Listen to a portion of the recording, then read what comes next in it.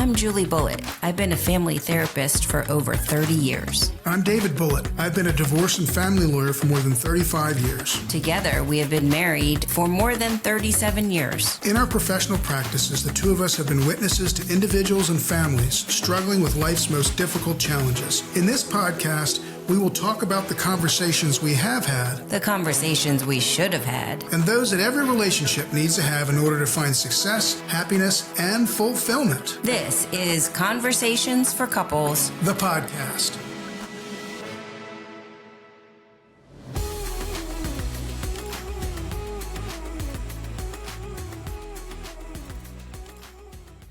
So for you folks out there who have read it, we have our first guests from our book that came out last summer, Secrets of Strong Couples.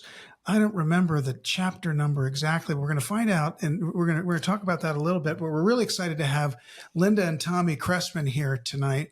Now, you didn't use those names in the book. Yeah, that's what I was going to say. They had So different names. now we're going to be who you really are. Yes. We are Carly and Holden. Carly and Holden. I like Carly and Holden. We liked Carly and Holden very much. We do want to spend some time talking about not just, we don't want to rehash what we talked about when during the interview, but we do want to sort of delve in a little bit to some of what we did talk about, maybe talk about a few other things. So how you guys doing tonight? We're good. We're good. Very happy to be here. Really, really excited. So thank you guys so much. Thank you guys so much for agreeing to come on and also, not feel uncomfortable about being anonymous, coming out as your full self. So we appreciate you being here. Yes. Your chapter that I do remember was Finding Trust and Learning to Forgive. So that's where we're going to sort of jump into that. Okay. So, but let's give a little bit of background for folks who didn't read the book, and there's a lot of them out there, by the way, who didn't. Before the two, when did the two of you get married? 2 years ago, we got officially married. I guess. So 2000, August 8th. 5 years. Yeah, August 8th of 2018. He's talking about when I legally took his last name finally. But we've been married since August 18 of 2018. 2018. So 5 years or so ago. Mm-hmm. Yeah, but you've been together a long time, right? Off and on. How long have we been? About 13 now. Yeah. Now, and before you were married, both of you had some stuff going on in your lives, right? So let's start with you. Beauty before age, maybe, if I'm not sure, but certainly beauty. Go ahead, Linda. So, I think that I had a peculiar upbringing. I don't pretend to have had as much going on in the way that Tommy did, but yeah, I definitely. I was brought up to be a performer, so I was. Often with people I shouldn't have been with and traveling to places I shouldn't have been traveling to by myself. I didn't have a regular school upbringing. I was homeschooled. And sometimes my homework was not as much of a priority as it was to work and maybe figure out how to earn money for not just myself, but everyone. So I grew up just kind of trying to find my own ways to desperately try to be like a youth, a child, or a teenager. I needed to find my own little escapes in the ways that I could. And not growing up in public school, some might say I had to look in many other peculiar ways to get into trouble. So I had my own little weird coping mechanisms for sure.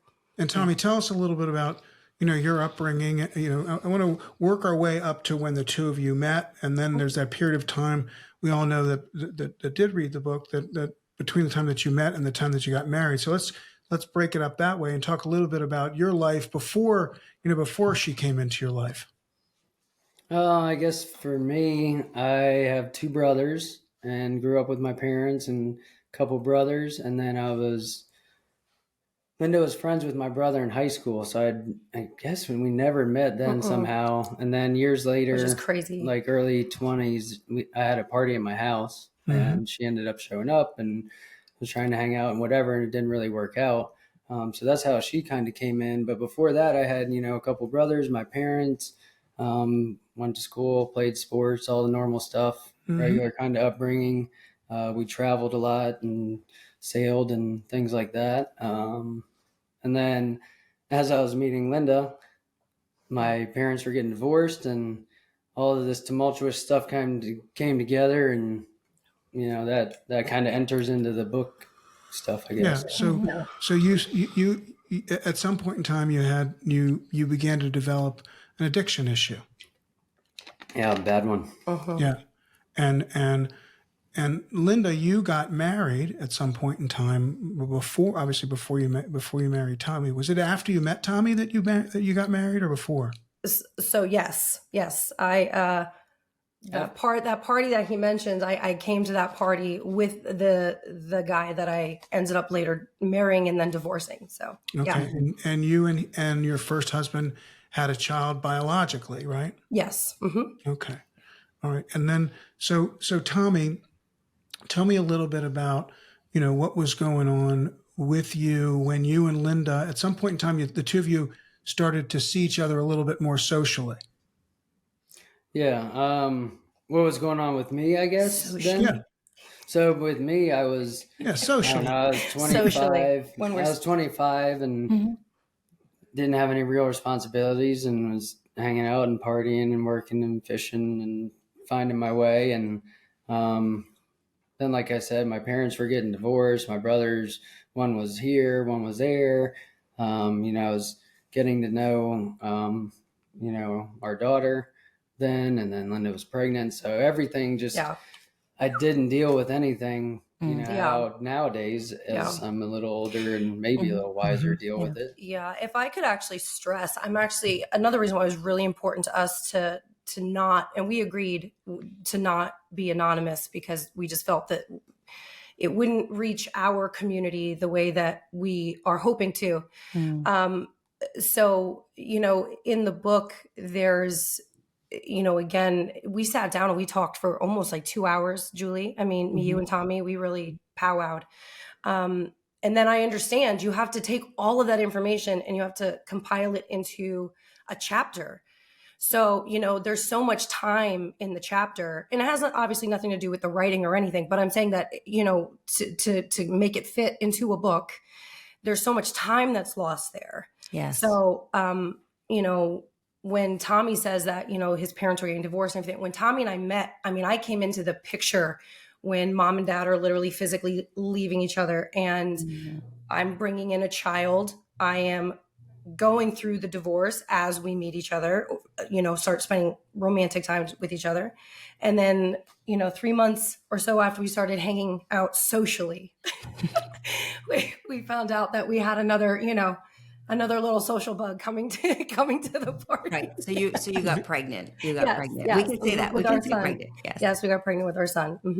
All right. And so it was a lot, really a lot for Tommy in that time. Yeah. That is so a lot. when you had your son biologically, were the two of you living together at that point in time, or no? We weren't then. Not when we found out that we were pregnant with him, but when we did find out that we were pregnant, Tommy's mother, my mother-in-law, she just sat down with me and kind of knew the stuff that was currently going on at home for me. And she just said, you need to come and live here. So that's so you when went and lived with her. Yeah. So then that's when Tommy and I officially started living together. Yeah. We started out in his mom's, very lovely basement. Gotcha. Gotcha. Now, and before you got married, 5 years ago, you had a lot of attempts at getting together and staying together and being a family together, right? Yes. So tell us about those and what happened, what went wrong before 2018 and you did get married. Oh my goodness. I don't even know where to start. Well, I'll start. Okay. So, Tommy's going to start. He's got it. Sure. So the attempt. So what did we... Sorry, can you ask me a question one more time? Sure. Yeah. Before you got married in 2018, we know that there were other times that you were going to live together or stay together and not come apart. Whereas, in fact, what we know from talking to you is that there were occasions that you did actually, whether it was a split or whether it was a breakup or whether it was time apart.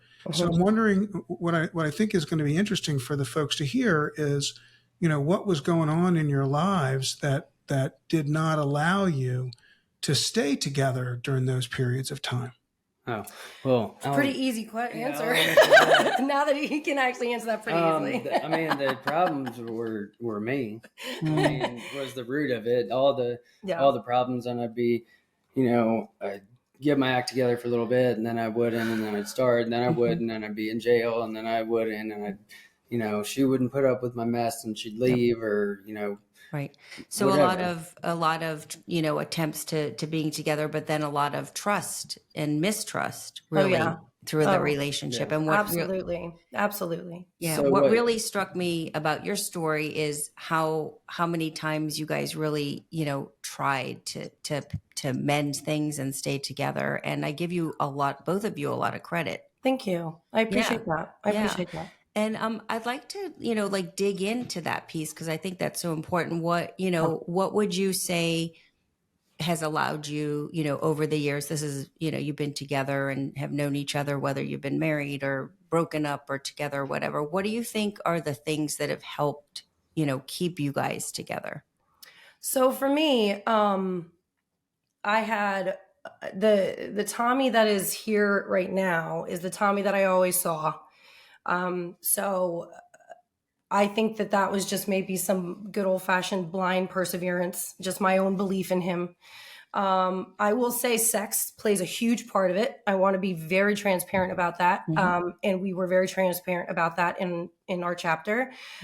Sex has certainly been an anchor for us, and it has certainly been something that has saved us time and time again. Now, and I know with that's very controversial when I say that, because obviously you think about, well, when you get older and things change biologically and, with age, well, what happens if and when that stops and you don't have that to anchor you and kind of bring you back in. So Tommy and I actually talk about that regularly. And I got to say, Let me stop you for a second. Let me stop you for a second. Yeah, go for it. Okay. So you said it saved you a lot of the times. Yeah. What does that mean? You want to take the definition on that one, or you want me? I think it brought us back together and gave us that connection, another connection that because eventually I stopped being an idiot and got my head out of my ass and was like, I got to do something about this if I want this woman and my kids. So that's what I did. But I think in the interims and stuff, that was just something that we had, connection in, and it, brought us back together, like kind of a reminder, maybe like, oh, well, maybe it's, it's worth fighting for. It was always the area where there was never any complication. There was never any issue. And for me, and this is where ladies give me some kind of, side eyes. For me, I have always been able to separate the act of sex from emotion. So for me, if what I'm looking for from Tommy in that moment, no matter how upset I am with him, if what I'm looking for is just for the world to slow down and just for me to feel wrapped up and to feel loved, and in that moment, that's what's happening, then I don't hear and focus on all the other noise. So it helps that it's really, truly incredible sex. That helps a lot. That's because awesome. we hear a lot about how, many people can't, if you're having a difficult time with your partner, you're arguing, you're not happy with them, whatever the case may be, they just don't want to have sex because it turns them off because of all the other stuff that's going on. What you're saying is completely different for you. Right. And I acknowledge that completely. And I don't know if it's not a bad thing. I think it's a bad thing. I think it's very cool. I mean, I think it's very different. And it's interesting. It really is. Yeah. I mean, he could have done something that just really rubbed you the wrong way and pissed you off, made you angry, but that doesn't, but you were able to sort of say, okay, well, I'd be like, all right, let's go. Bend me over. Okay, then. Perfect. Yeah, I love that. And I think that we're talking. Sorry.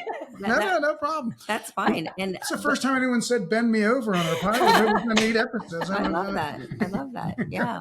So, and listen, so we talked to a sex therapist, and she talked about different responses to some coffee. That was a great episode. Love that episode. Whoops.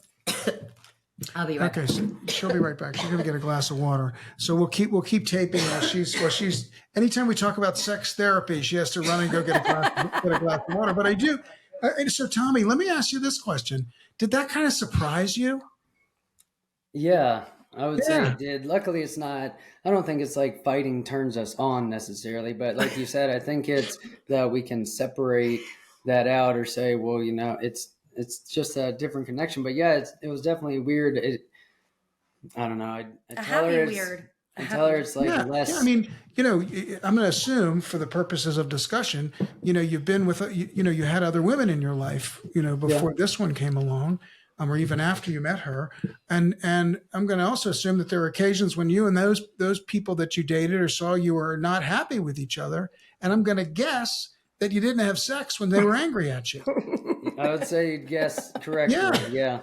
So I mean, I find that to me, not just unique. Yeah, You're I agree. good. You're back. Okay. No, I agree. And what I wanted to say is that a lot of people have to be emotionally, and I'm going to generalize and say Yep. women have to be emotionally feel connected and seen to be able to do the physical part, the sexual part. And so I think that that's probably a little bit about what we're talking about, and you're able to feel differently about it. You're able to see the sexual part as a connector, and in Yeah. fact you find that it helps bring the emotional connection. For sure. I mean, speaking for me at least, when we're having Tommy and I, actually, I mean, he'll agree, but Tommy and I our marriage is better, healthier when we are having more frequent sex.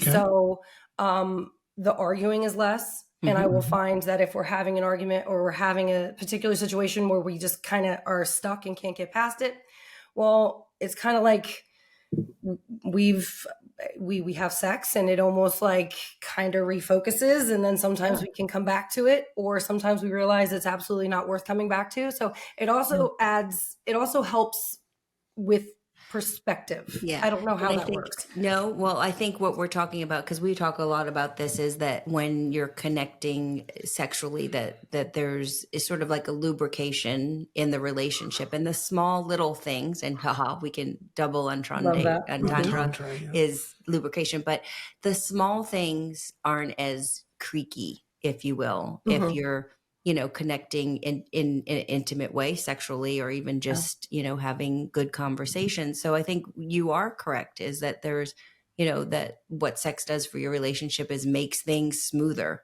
and the little things may not be as difficult. Yeah. Oh, it's it's a joke, but it's not really a joke. I say, if I put 100 people in a room who all say they want to get divorced, all 100 are ready to get divorced, and I say to them, how many of you are having healthy sexual relationship with your significant other?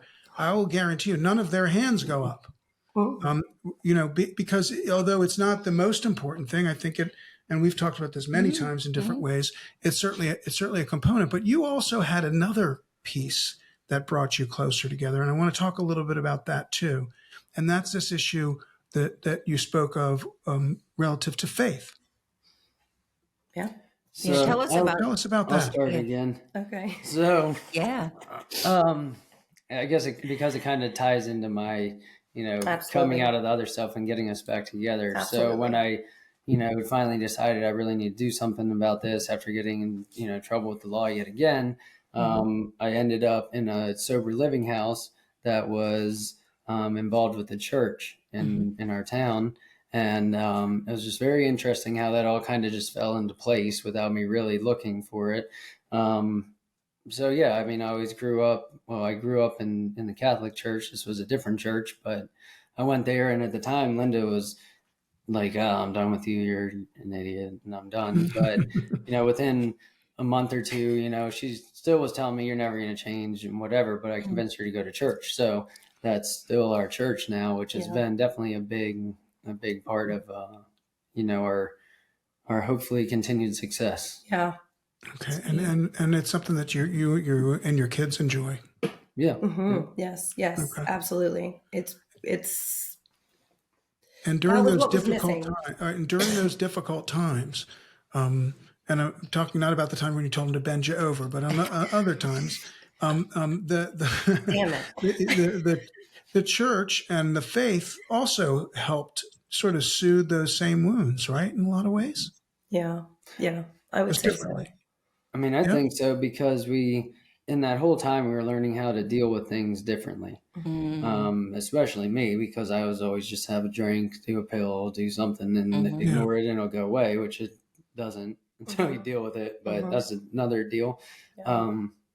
But yeah, I think it gave us that, like she said, the thing that was missing, and now, I think what helps also to, want to still, spend intimate time with each other is that our fights are way less of a big deal. A lot of time now it's like stupid nonsense that we really shouldn't fight about, and eventually we recognize this is stupid. Yeah. And we kind of, that helps to figure it out too when you're not dealing with drug addiction and jail and stealing and talking to different people you shouldn't be and whatever. It's amazing what happens with that too. Yeah. So what would you say to a couple that, is going through, there's lots of people that are dealing with addiction issues. And I think that's a really, whether we talk about it or not, a really big deal for people, whether it's an addiction to alcohol or drugs or gambling. There's a lot of addictions. What would you say as a couple, some advice that you would give to people that are struggling with, a partner or maybe both partners dealing with addictions? Do you have something? Did you? Because if you did, you can go first. It's okay. Go for it, babe. I mean, I would say to me, it's been commitments and honoring your little commitments to yourself and other people. So when you put all these little pieces together, then it works. So if you just, do, it's so cliche, but you do the little next right thing.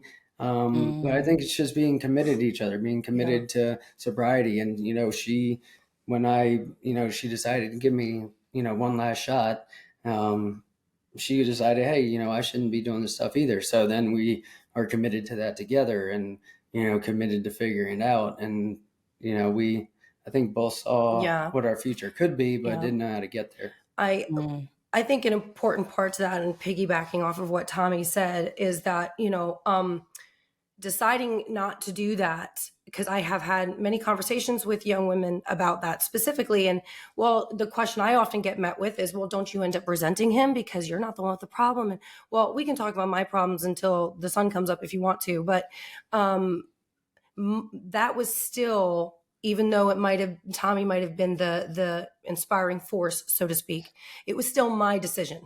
It wasn't something I was going to resent him for because it was my decision. Because in the same breath of Tommy deciding to get clean and sober for his family, I had to decide that I was going to be on board with whatever that looked like.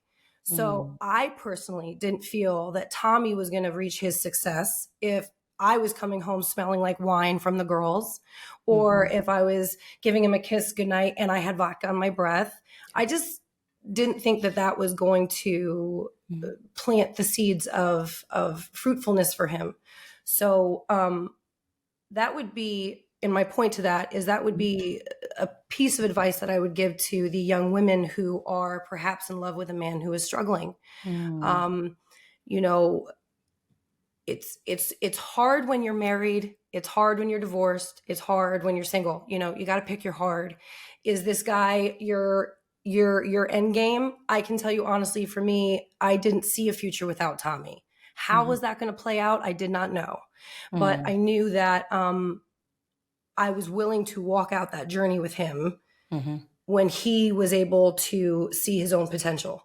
So my advice to the young women are, does your guy see his own potential? No. Because you can see it all you want, but that's why I had to walk away, because he couldn't see it. Can he see his own potential?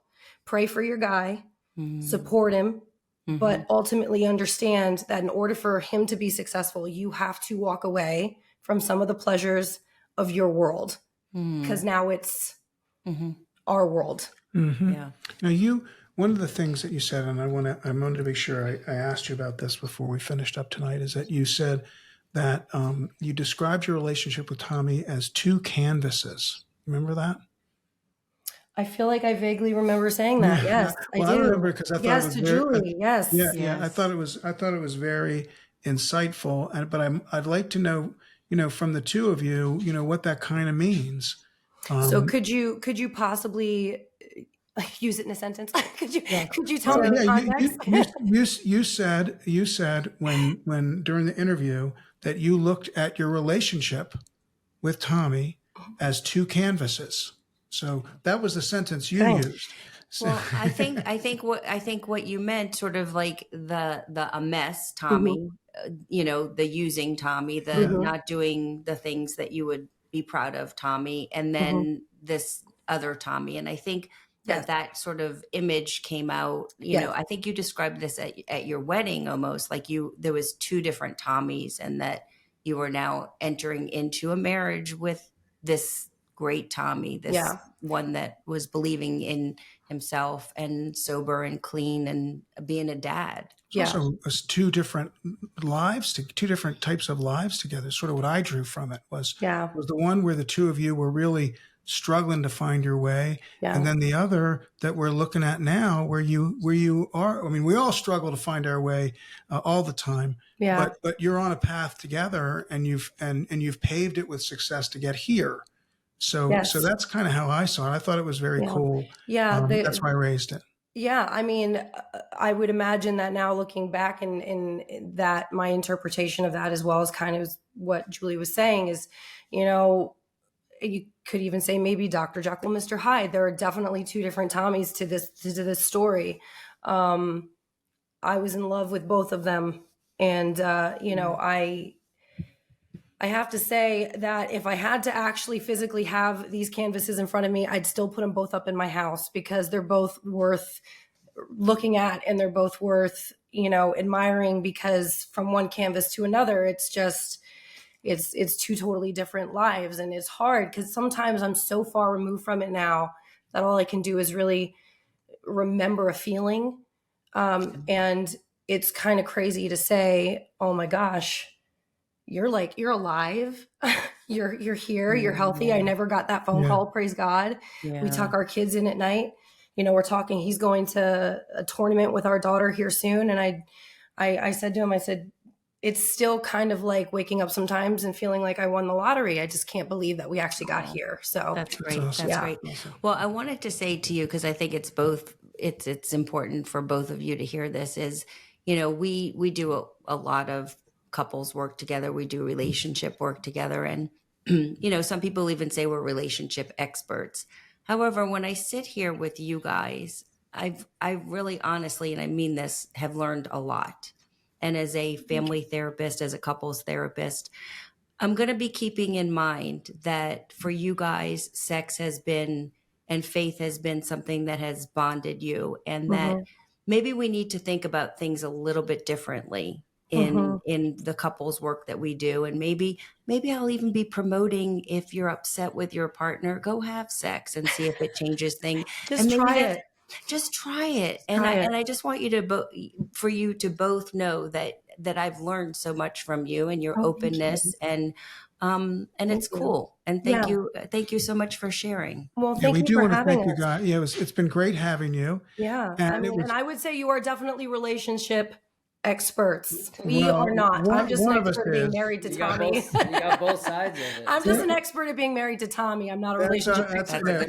No, this was terrific. We thank you so much for opening yourselves up in our Yeah. book and then reopening things back up today. Yeah. This is Conversations for Couples, the podcast, folks. You can find us on all social media platforms, Instagram, Facebook, YouTube, LinkedIn, TikTok. Did I miss anything? At The Bullets, TheBullitts. We will see you Later. later. Thank you, guys. Thank you. Thank you. Take care. Bye. Julie Bullitt is a professionally licensed clinical social worker and family therapist. David Bullitt is a divorce and family lawyer. Julie is not your therapist, and David is not your lawyer. This podcast is meant for educational and entertainment purposes only.